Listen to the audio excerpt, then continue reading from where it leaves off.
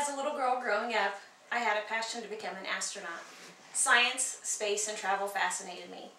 The idea of seeing the Earth from outside of the atmosphere seemed amazing. In 4th grade, I stayed homesick from school and was watching TV as they were getting ready to show live the launch of the Space Shuttle Challenger. Shortly after liftoff, I remember seeing the smoke and the flames and the excitement in the announcer's voice and knew that something had went wrong. I remember yelling to my mom in the other room that something had gone wrong. That evening, Ronald Reagan addressed America. He began by stating that this was originally supposed to be a State of the Union address, but the grim events of that day took precedence. The central message President Reagan was conveying was the mourning by him and Nancy of the 7 heroes. His speech goes on to tell that America had lost 3 astronauts on the ground in an accident 19 years prior, but had never lost an astronaut in flight. His speech was a reminder of the courage of these individuals. He then mentions all of their names, which I will play in the clip.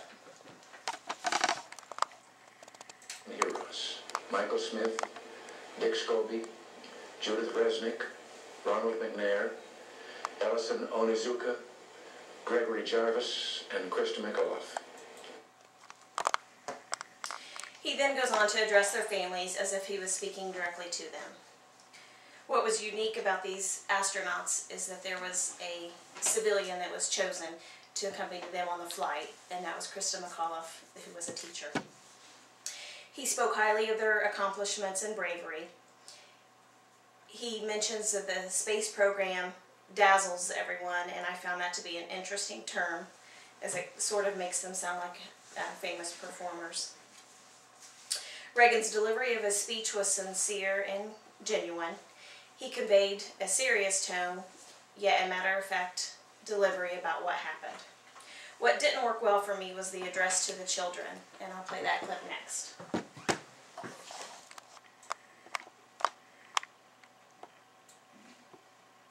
And I want to say something to the school children of America who are watching the live coverage of the shuttle's takeoff. I know it's hard to understand, but sometimes painful things like this happen. It's all part of the process of exploration and discovery. It's all part of taking a chance and expanding man's horizons. The future doesn't belong to the faint-hearted. This may have been needed in his speech since so many children watch the events at school unfold on live TV.